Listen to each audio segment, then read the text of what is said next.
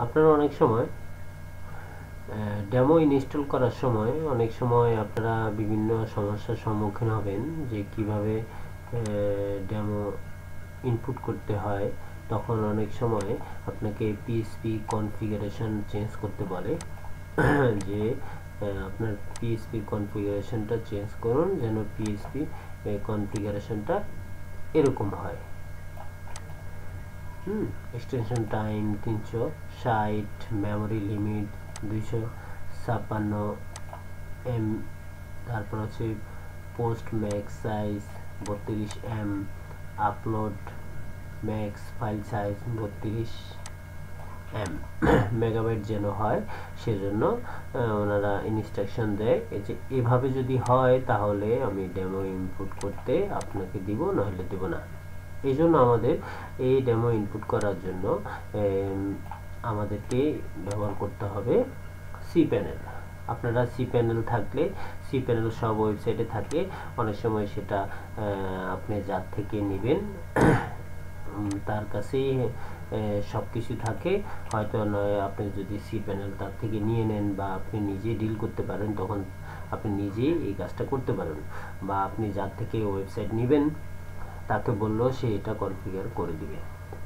আচ্ছা, আমি দেখাচ্ছি কিভাবে করতে হয়। সি প্যানেলে যাওয়ার পরে আপনি সি প্যানেল যে হোম পেজ আছে এখানে আসবেন। এখানে আসার পরে পিএইচপি লিখবেন,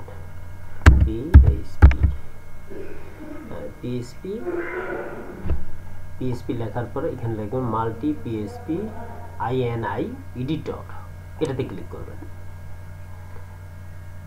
এটাতে ক্লিক করার পরে আপনার সামনে এরকম অপশন আসবে। এখানে আপনি কিছু বুঝবেন না যদি ভালো করে না দেখেন। আচ্ছা, এখানে যে লোকেশন, এটা আপনি এই যে আমার যে ওয়েবসাইটটা এটাতে আমি ক্লিক করব। ক্লিক করার পরে এরকম অপশন চলে আসবে, ঠিক আছে। এরকম অপশন আসার পরে এখানে দেখেন ডিসেবল করা আছে, এটা ডিসপ্লে এরর ডিসেবল। তারপরে হচ্ছে এগুলো সব কিছু এখানে এগুলো সব ডিসেবল করা আছে। এগুলো ডিসেবল করা আছে, এগুলো কনফিগারেশন, এই যে আমি এগুলা কনফিগারেশন করে দিব। এখন আমাকে এখানে কি বলছে টাইম, এখানে আমি যাব আমার টাইম 360। আমি এখানে 360, এটা আপনি এনাবেল করলেও করতে পারেন, ডিসেবল থাকলেও কোনো সমস্যা নেই, ডিসেবল থাকবে।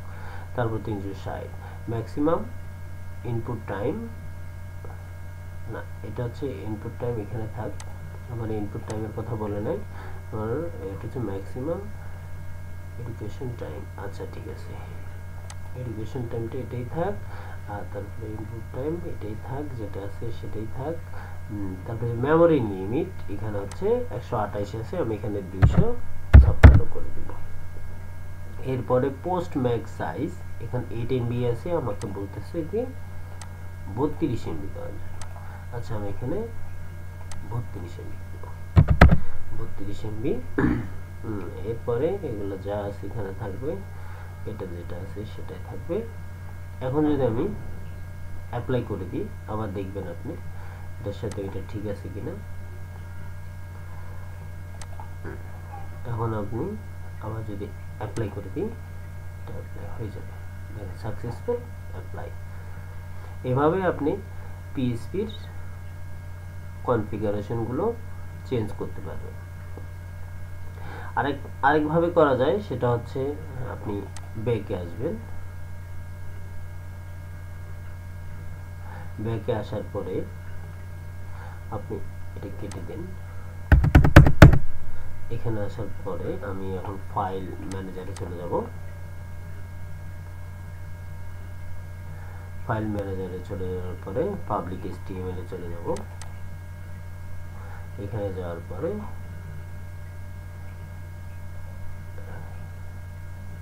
wp config php এটাতে যাই। আচ্ছা, এটাতে যে আমি আগে দেখি এটাতে আছে কিনা।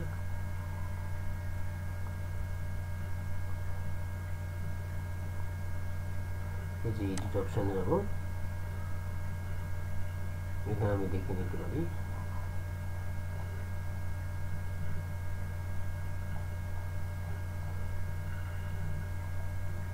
আচ্ছা, এটাতে না,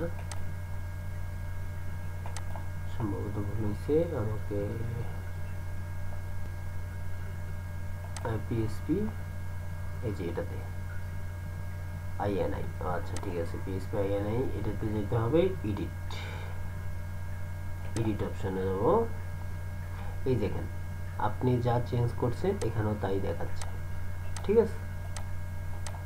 এভাবে ডিসপ্লে ইলোর অফ, এটা দরকার নেই, এটা সমস্যা নেই, হ্যাঁ এগুলো সমস্যা নেই। আপনি এগুলা যদি আপনার কাজ না করে এগুলো অন করে দিতে পারবেন, এই যেখানে অফ আছে এখানে অফ আছে, এগুলো অন করে দিতে পারবেন।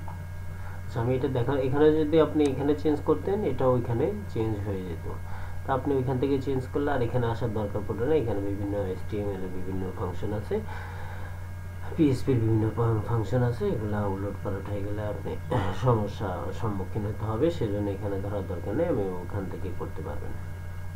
আচ্ছা এটা কেটে দিলাম। থ্যাংক ইউ সবাইকে, ভালো থাকবেন, আসসালামু আলাইকুম।